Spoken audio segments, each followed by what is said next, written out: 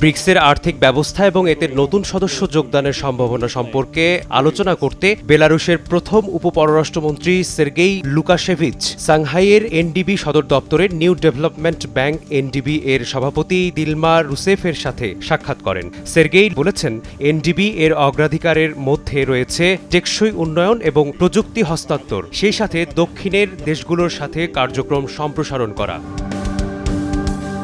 এরই মধ্যে ব্রিক্স জি7 এর আধিপত্যকে চ্যালেঞ্জ করে আরও একটি নতুন সদস্য যুক্ত করে বিশ্বব্যাপী দক্ষিণে ব্রিক্সের প্রভাব সম্প্রসারণ করার উদ্যোগ নিয়েছে। চলতি বছর ৬ জানুয়ারি ইন্দোনেশিয়া ব্রিক্স গ্রুপের পূর্ণ সদস্য হিসেবে অন্তর্ভুক্ত হয়। স্ট্যাটিস্টা চার্ট থেকে বোঝা যায় ব্রিক্স বিশ্বব্যাপী দক্ষিণে প্রসারিত হচ্ছে। বিশ্বমঞ্চে এর অর্থনৈতিক ও রাজনৈতিক প্রভাব বৃদ্ধি পাচ্ছে, যা পশ্চিমা নিয়ন্ত্রিত জি7 এর জন্য বড় চ্যালেঞ্জ হিসেবে দেখা হচ্ছে।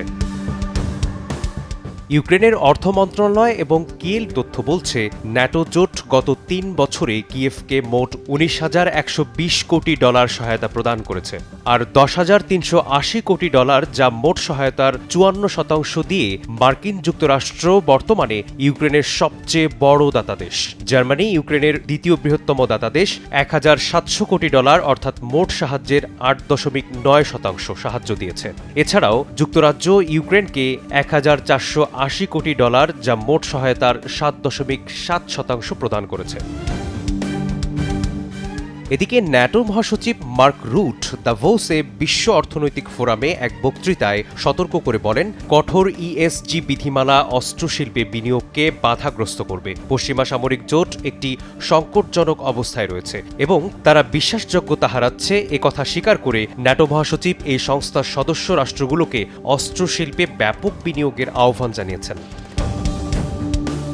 এছাড়াও ন্যাটো মহাসচিব মার্ক রুট সুইজারল্যান্ডের SRF এর সাথে এক সাক্ষাৎকারে ইউক্রেন যুদ্ধে দ্রুত শান্তি ফিরিয়ে আনার লক্ষ্যে রাশিয়ার বিরুদ্ধে নিষেধাজ্ঞা কঠোর করার জন্য নতুন মার্কিন প্রেসিডেন্টের পরিকল্পনাকে সমর্থন করেছেন। রুট দাবি করেছেন যে এরই মধ্যে বিভিন্ন নিষেধাজ্ঞা রাশিয়ার অর্থনীতিতে মারাত্মক আঘাত হেনেছে। নতুন মার্কিন নিষেধাজ্ঞার ফলে ইউরোপীয়রা এখন নিষেধাজ্ঞার প্রভাব বাড়ানোর জন্য আরও অনেক কিছু করতে পারে।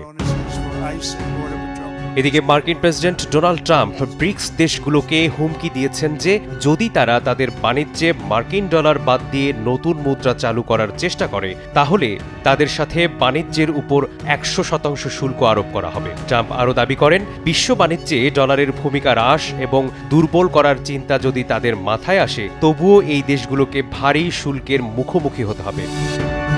মেসবাহুল আলিফ, সময় সংবাদ।